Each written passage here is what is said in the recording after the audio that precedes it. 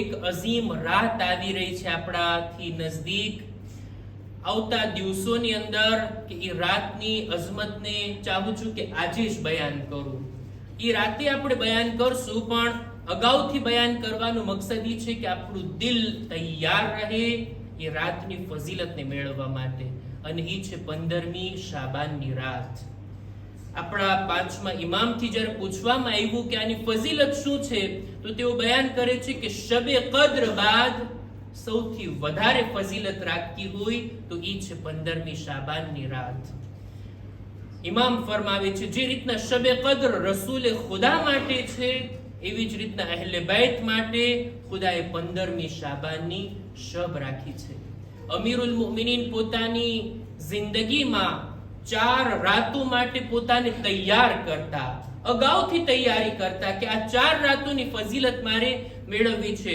શબે ઈદ કુરબાન, ઈદ ફિત્ર, પહેલી રજબ અને 15મી શાબાન. આના માટે તૈયારી કરવી જોઈએ.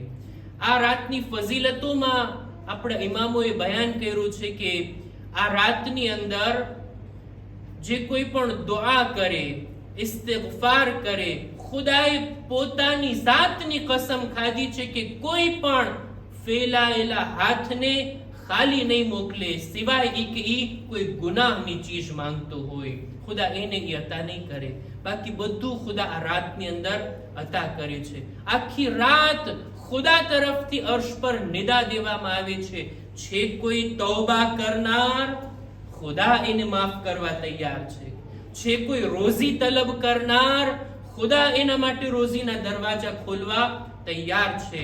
આ 15મી શાબાન આપણા બધા ઇમામો, રસૂલે ખુદાથી લઈ આપણા બધા ઇમામો આ રાતને મહત્વ આપતા. અને આ રાતની અંદર એની ફઝીલતમાં ઓર વધારો થાય છે જ્યારે આપણા જમાનાના ઇમામ હઝરતે મહેદી સાહિબુઝ ઝમાન અજ્જલલ્લાહુ તઆલા ફરજહુ શરીફ